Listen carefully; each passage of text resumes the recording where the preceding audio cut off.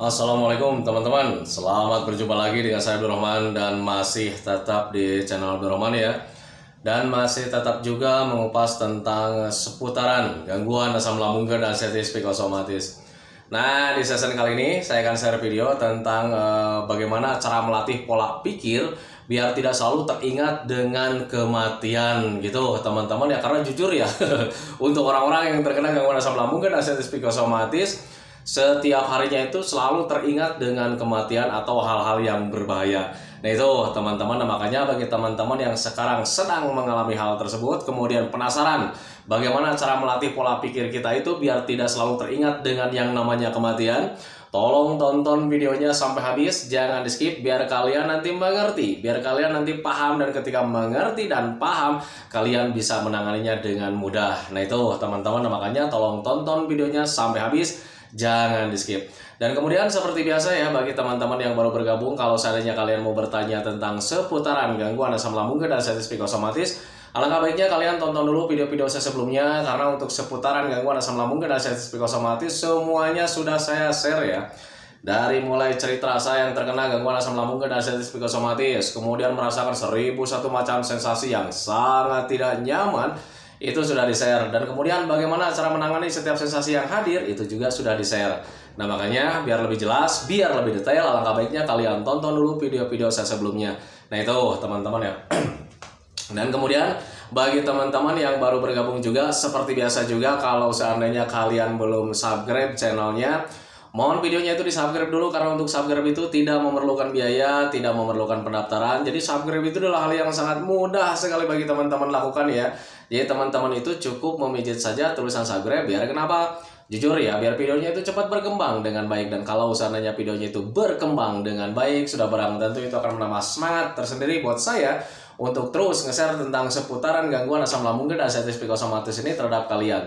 Kemudian yang lebih penting dan yang lebih utamanya, tekan juga tombol lonceng sama tombol like-nya ya, biar kalian itu dapat notifikasi atau pemberitahuan video saya yang terbaru. Karena saya itu akan terus nge-share tentang seputaran gangguan asam lambung dan anestesi psikosomatis ini terhadap kalian, dengan tujuan semoga saja videonya itu menjadi wasilah atau jalan keluar bagi kalian yang sedang mengalami gangguan asam lambung dan anestesi psikosomatis hingga membaik ya, apalagi sampai sembuh total. Amin ya robbal alamin. Ya minimal hanya memberikan motivasi saja, atau lebih minimalnya lagi hanya sekedar menemani kalian yang sekarang sedang merasakan ini itunya dari gangguan asam lambung dan anestesi psikosomatis. Nah itu teman-teman ya. Nah kembali lagi ke topik utama teman-teman ya. Untuk orang-orang yang terkena gangguan asam lambung dan anestesi psikosomatis, pikirannya itu lebih dominan selalu teringat dengan hal-hal yang berbahaya teman-teman ya.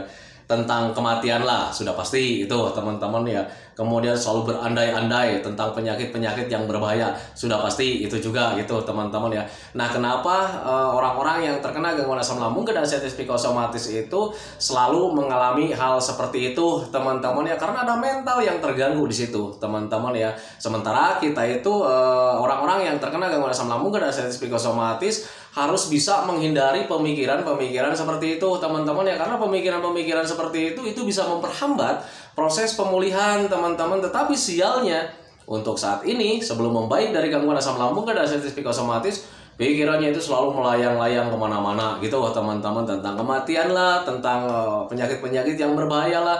Nah itu teman-teman ya. Nah orang-orang yang terkena gangguan asam lambung dan anestesi psikosomatis, ketika saat ini belum membaik dari gangguan asam lambung dan anestesi psikosomatis, kita selalu teringat dengan yang namanya kematian dan penyakit yang berbahaya. Itu memang didasari karena seringnya sensasi yang hadir gitu teman-teman ya. Jadi ketika kita sedang nyaman gitu teman-teman ya, bisa ngobrol dengan orang lain, sedang beraktivitas. Tetapi kalau misalnya sensasi hadir gitu teman-teman ya, nah pikirannya selalu melayang-layang kemana-mana. Wah ini jangan-jangan kematian nih, wah ini jangan-jangan penyakit yang berbahaya nih. Selalu saja seperti itu teman-teman. Dan bahkan ketika sedang nyaman juga, ada kalanya kita nggak mengalami sensasi, tapi pemikiran-pemikiran itu selalu melayang-layang kemana-mana. Dan itu cukup menghambat proses pemulihan kita gitu teman-teman ya. Nah sekarang bagaimana sih cara menanganinya agar kita itu tidak selalu kepikiran tentang penyakit-penyakit yang berbahaya, atau misalkan hal-hal yang berbahaya gitu teman-teman, seperti kayak macam apa ya, kematian gitu teman-teman ya. Setiap ada sensasi teman-teman ya, setiap ada perubahan di dalam tubuh kalian teman-teman ya, kalian jangan pernah berpikir kemana-mana, kenali saja dulu penyebabnya. Dan kalau seandainya kalian tahu penyebabnya teman-teman, kalian juga nanti bisa tersenyum sendiri teman-teman ya. Kenapa saya katakan bisa tersenyum sendiri? Karena setiap sensasi dari gangguan asam lambung dan sensitif psikosomatis yang kalian derita saat ini teman-teman ya, itu adalah gangguan-gangguan rumahan teman-teman ya. Jangankan kalian teman-teman ya, orang lain juga mengalaminya. Nah kalau misalnya kalian tidak percaya, boleh ditanyakan sama anggota keluarga kalian teman-teman ya. Bisa sama anak, bisa sama pasangan kalian, bisa sama keluarga, bisa sama teman gitu teman-teman ya. Tanyakan keluhan yang kalian rasakan, apakah mereka mengalaminya? Mengalaminya juga teman-teman ya. Nah itu patokan buat kalian. Kalau seandainya orang lain juga mengalaminya, kenapa kita harus ketakutan teman-teman ya? Nah itu berarti ada mental yang terganggu teman-teman ya, karena yaitu adalah gangguan-gangguan rumahan. Jangankan kita yang terkena gangguan asam lambung dan sensitif psikosomatis teman-teman ya, orang normal saja yang tidak dapat yang belum dapat diagnosa dari dokter gangguan asam lambung, itu mereka mengalaminya teman-teman ya. Nah itu makanya harus bisa mengenali dulu penyebabnya. Kalau seandainya kalian mengenali penyebabnya teman-teman ya, nanti kalian minimal tidak selalu berandai-andai ke hal-hal yang berbahaya.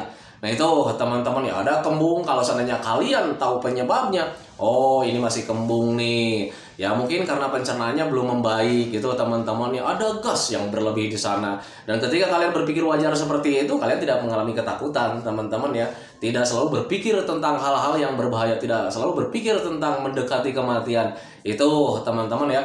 Jadi hal yang pertama itu yang harus kalian lakukan itu, ketika kalian selalu teringat dengan penyakit yang berbahaya, selalu teringat dengan hal-hal negatif, selalu teringat dengan tentang kematian teman-teman ya, sebaiknya kalian kenali dulu penyebabnya. Kenapa nih saya sekarang sedang tidak nyaman? Wajar sebetulnya teman-teman ya, karena sedang dapat gangguan asam lambung dan sensitif psikosomatis. Perasaannya tidak nyaman, ada was-was di sini karena mental kalian sedang terganggu. Terima saja teman-teman, kalau seandainya kalian bisa menerima dan berpikir wajar seperti itu, mengenali penyebabnya, kalian nanti ada ketenangan tersendiri. Minimal kalian tidak akan mengalami cemas, minimal kalian tidak akan was-was, minimal kalian tidak akan ketakutannya itu tidak terlalu besar. Nah itu teman-teman, makanya hal yang paling pertama yang harus kalian lakukan itu, ketika kalian selalu berpikir tentang hal-hal yang berbahaya, teringat dengan kematian atau teringat dengan hal-hal negatif, hal yang paling pertama yang harus kalian lakukan itu adalah kenali penyebabnya teman-teman. Kalau seandainya kalian sudah tahu penyebabnya, ternyata ini gangguan rumahan. Nah itu teman-teman, itu yang pertama. Kemudian yang keduanya, ketika kalian selalu teringat dengan yang namanya kematian, selalu teringat dengan penyakit-penyakit yang berbahaya karena didorong oleh setiap hari itu sensasi selalu hadir gitu teman-teman ya. Nah makanya hal yang kedua itu adalah kalian itu harus bisa menguatkan imun kita teman-teman ya. Imun tubuhnya itu harus dikuatkan. Kenapa harus dikuatkan Pak untuk imun tubuh kita itu? Ya karena jujur ya, untuk orang-orang yang terkena gangguan asam lambung dan sensitif psikosomatis itu imunnya sedang benar-benar di bawah teman-teman ya. Yang namanya imunnya sedang di bawah, kita itu mudah sakit teman-teman ya. Sakit gigi sering gitu teman-teman ya, sering meriang-meriang gak jelas sering juga. Ada angin sedikit kita gampang masuk angin. Nah itu teman-teman ya, nah makanya ketika kalian sering mengalami sakit-sakit seperti ini teman-teman ya, usahakan imun kalian itu harus dikuatkan gitu teman-teman ya. Jadi ketika imun kalian kuat, kalian tidak mudah sakit gitu teman-teman. Dan untuk berpikir tentang hal-hal yang berbahaya itu tidak ada teman-teman ya, karena setiap harinya kalian itu nyaman. Nah itu teman-teman, makanya selain kalian mengenali penyebabnya, kalian juga harus bisa menguatkan imunnya gitu teman-teman, biar tidak gampang sakit gitu teman-teman ya. Nah sekarang bagaimana sih Pak cara menguatkan imun kita itu gitu teman-teman ya? Yang pertama, wajar saja sih ya, mari berpikir wajar saja. Kalau seandainya orang imunnya pengen kuat gitu teman-teman, hal yang paling pertama itu adalah makan dan minum. Itu saja sih sebetulnya teman-teman. Nah, makanya untuk orang-orang yang terkena gangguan asam lambung dan sensitif psikosomatis selalu dianjurkan jangan telat makan, harus sering makan, harus sering ngemil, harus sering minum gitu teman-teman ya. Kenapa bisa seperti itu? Ya karena imun kalian itu biar tambah kuat teman-teman ya, tenaganya hadir juga gitu teman-teman ya.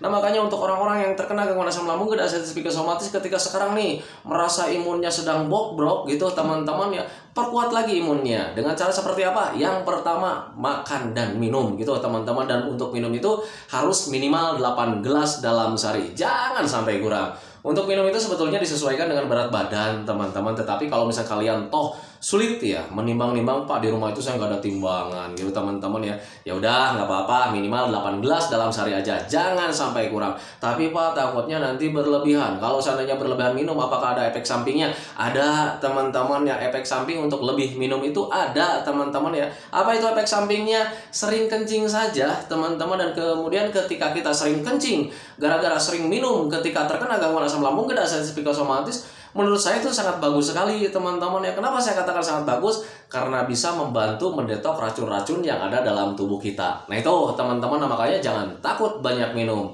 Nah itu teman-teman ya.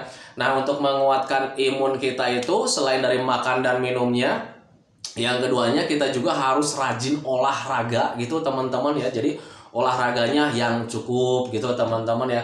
Kenapa saya katakan harus olahraga? Karena ketika kalian kurang olahraga ya imun kalian itu akan tambah turun teman-teman ya, karena aliran darahnya nggak lancar, aliran oksigennya nggak lancar. Jadi ketika kita mengkonsumsi makanan-makanan yang banyak vitamin juga, itu vitaminnya tidak tersalurkan oleh darah kita gitu teman-teman ya ke seluruh tubuh.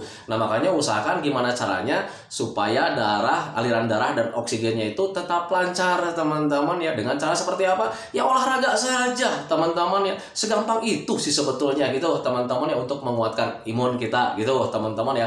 Nah, selain olahraga yang cukup, kita juga dituntut tidur di malam hari itu cukup gitu teman-teman ya. Jadi untuk orang-orang yang terkena gangguan asam lambung dan sensitif psikosomatis, selain makan dan minum, kemudian olahraga cukup, tidur malamnya juga harus cukup gitu teman-teman ya.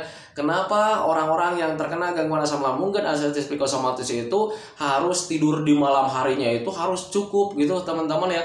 Karena untuk tidur di malam hari itu bisa menentukan kualitas hidup seseorang di siang harinya teman-teman ya. Mari berpikir logika, mari flashback kejadian dulu, kemudian tanyakan juga ke orang-orang. Kalau seandainya kurang tidur gitu teman-teman ya, sudah pasti esok harinya itu kita mudah lelah, mudah letih, mudah lesu, kurang mood dan kurang semangat teman-teman. Dan kalau seandainya kita mempunyai hal seperti itu, sudah pasti imunnya juga turun gitu teman-teman. Nah, makanya untuk tidur itu sangat bagus sekali gitu teman-teman ya. Gimana caranya supaya kalian itu tidur di malam hari itu cukup teman-teman ya. Tapi Pak, untuk tidur di malam hari itu agak sulit karena pikirannya selalu melayang kemana-mana. Biasakan saja dari mulai sekarang kalian setelah sholat isya tidur gitu teman-teman. Nanti juga kalau seandainya kalian biasakan seperti itu, kalian juga bakalan mudah tertidur. Ingat, ada pepatah mengatakan kita itu bisa karena terbiasa. Nah, makanya biasakan dari mulai sekarang tidur di awal-awal malam gitu teman-teman. Jangan terlalu larut malam teman-teman. Kalau seandainya kalian terlalu larut malam, nanti kualitas hidup kalian itu di besok harinya itu ya nggak nyaman teman-teman ya. Semuanya serba nggak nyaman, lemah, letih, lesu, kurang mood dan kurang semangat. Nah itu teman-teman ya. Nah, kemudian ketika untuk orang-orang yang terkena gangguan asam lambung dan sensitif psikosomatis, ketika ingin menguatkan imunnya gitu teman-teman ya, kalian juga harus menghindari stresnya, terlalu banyak berpikirnya gitu teman-teman. Apalagi berpikirnya itu ke hal-hal negatif. Kenapa bisa seperti itu? Karena ketika kalian stres, terlalu banyak berpikir ke hal-hal negatif teman-teman ya, energi kalian itu terkuras dengan cepat teman-teman ya. Dan kalau seandainya energi kalian itu terkuras dengan cepat, kebutuhan untuk tubuh kalian itu tidak terpenuhi setiap harinya. Sudah pasti gitu teman-teman ya, anggota tubuh kita itu tidak bisa bekerja dengan maksimal. Dan kalau seandainya tidak bisa bekerja dengan maksimal karena memang kebutuhan untuk tubuhnya itu tidak terpenuhi, sudah pasti imun kita itu menjadi anjlok kembali. Nah itu teman-teman, makanya ketika orang-orang yang terkena gangguan asam lambung dan artritis psikosomatis, ketika ingin menguatkan imunnya gitu teman-teman ya, selain menjaga makan dan minumnya, kemudian olahraga yang cukup juga, kemudian tidur di malam hari yang cukup juga, kalian juga harus bisa menghindari stres atau terlalu banyak pikiran. Nah itu teman-teman, biar kalian itu ya imunnya tetap stabil gitu teman-teman. Kemudian rajin berjemur juga gitu teman-teman ya, karena ketika kalian rajin berjemur juga, tanpa disadari vitamin yang ada dalam tubuh kalian itu nanti bisa terbentuk teman-teman ya. Nah makanya lakukan itu dengan konsisten ketika kalian ingin menguatkan imunnya. Nah itu teman-teman ya. Nah kemudian cara melatih pola pikir biar tidak terlalu biar tidak terlalu kepikiran tentang hal-hal yang negatif itu, selain kenali penyebabnya kemudian kuatkan imunnya, kalian juga harus bisa menguatkan mentalnya gitu teman-teman ya. Kenapa saya katakan harus bisa menguatkan mentalnya? Karena ketika mental kalian sedang bobrok teman-teman ya, hal apapun yang menimpa kalian itu kalian menjadi ketakutan teman-teman ya. Kemudian ketika ketakutan, kalian berpikirnya itu tidak jernih lagi. Wah, jangan-jangan ini penyakit yang berbahaya. Wah, ini jangan-jangan mendekati kematian lagi. Nah itu teman-teman ya. Nah makanya selain mengenali penyebabnya, ketika ada yang datang pada tubuh kalian, kemudian kalian harus menguatkan imunnya, kalian juga harus bisa menguatkan mentalnya. Jadi ketika ada sensasi yang hadir dari sensasi rumahan itu gitu teman-teman ya, kalian tidak mengalami ketakutan. Nah itu teman-teman ya, contoh kecil. Ketika kalian habis motor-motoran gitu teman-teman ya, karena asam lambungnya belum normal, ada cuaca dingin atau suhu dingin menerpa tubuh kalian, kalian pulangnya kembung lagi, begah lagi. Ketika mentalnya belum kuat teman-teman ya, kembung sedikit saja kalian menjadi risih ya. Aduh Pak, waduh ini gimana Ibu, saya kembung lagi, begah lagi. Tetapi kalau misal mental kalian kuat gitu teman-teman, mental kalian hebat teman-teman ya, kayak orang-orang normal gitu teman-teman ya, ketika kembung dan begah kalian biasa-biasa saja, paling cuma duduk gitu teman-teman ya, minum air hangat pelan-pelan biar sendawanya cepat keluar gitu teman-teman ya, karena dengan sendawa bisa mengeluarkan gasnya gitu teman-teman ya. Kalian cuma bisa seperti itu, tidak uring-uringan, wah ini gimana. Yang kalau misal kalian mentalnya mental baja teman-teman ya, kalian cuma duduk nyaman, minum air hangat pelan-pelan. Ketika datang teman-teman, kenapa lo? Nggak tahu nih, lagi kembung nih. Paling cuma seperti itu teman-teman. Tetapi berbeda ya ketika mentalnya mental tempe. Ada kembung sedikit, aduh Ibu gimana ini kok saya kembung lagi, wah jangan-jangan pencernaan saya sudah hancur gitu teman-teman. Karena ketika kalian mentalnya belum menjadi mental baja teman-teman ya, hal sekecil apapun selalu dikait-kaitkan dengan hal-hal yang besar. Nah itu teman-teman, nah makanya mulai dari sekarang kuatkan mentalnya gitu teman-teman ya. Tapi Pak, untuk menguatkan mental itu agak sulit gitu teman-teman ya. Sebetulnya untuk menguatkan mental itu gampang kalau seandainya kalian itu sudah bisa berpikir wajar gitu teman-teman ya. Gimana cara menguatkan mental itu?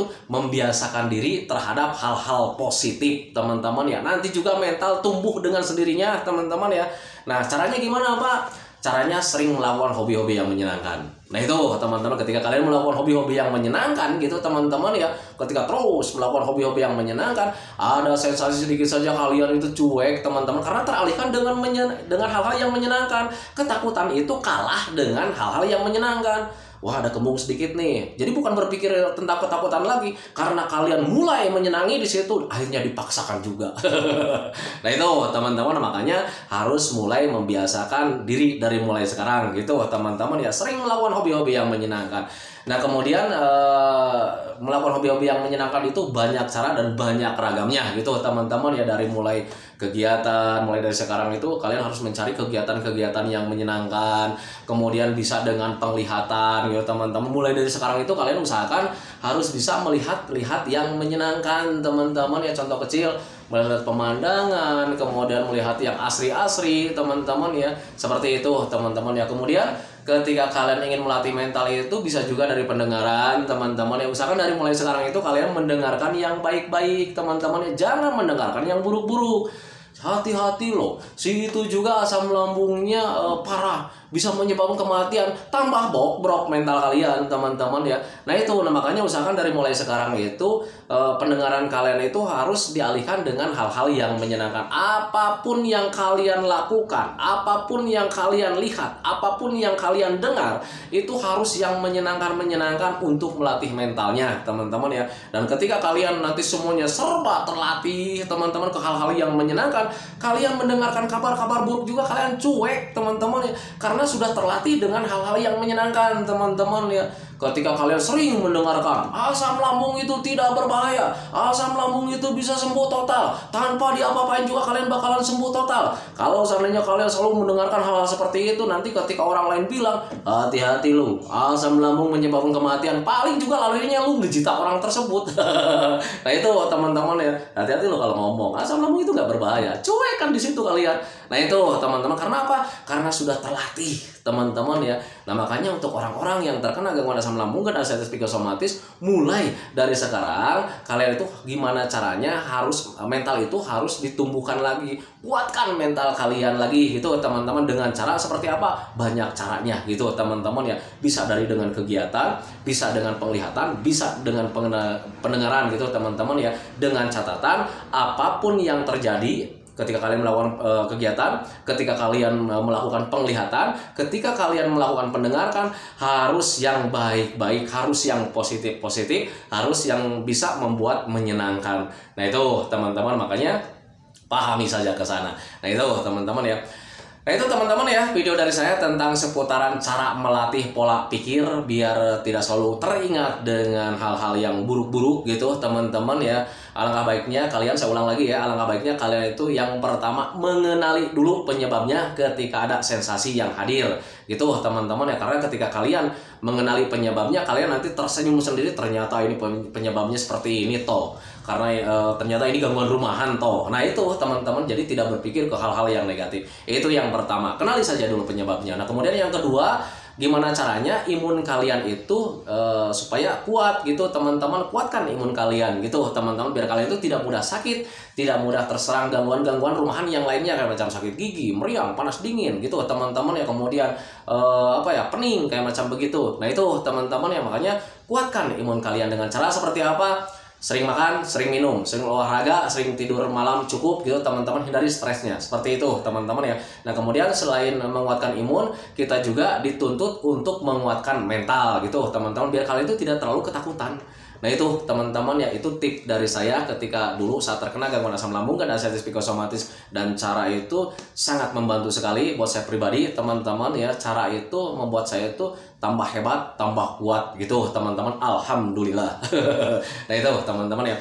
Nah itu teman-teman ya, video dari saya, semoga saja videonya itu menjadi pencerahan buat kalian ya, minimal hanya sekedar menemani kalian lah yang sekarang sedang merasakan tidak nyamannya dari gangguan asam lambung dan asam psikosomatis. Kemudian seperti biasa, sebelum saya akhiri videonya, saya selalu mendoakan sama teman-teman itu, semoga saja teman-teman itu cepat sehat lagi, cepat sembuh lagi, cepat kembali lagi keadaan kalian yang dulu, baik semangatnya, moodnya, tertawanya, pokoknya kehidupan kalian yang berwarna itu semoga saja cepat kembali lagi, karena memang saya yakin 100% bahwa keadaan kalian yang dulu itu sangat dirindukan sekali. Nah itu teman-teman ya. Kemudian doakan saya juga teman-teman ya, agar saya itu tetap sehat, tetap kuat, tetap ceria, agar masih bisa tetap menemani kalian. Nah itu teman-teman ya. Santikan videonya teman-teman ya. Assalamualaikum warahmatullahi wabarakatuh.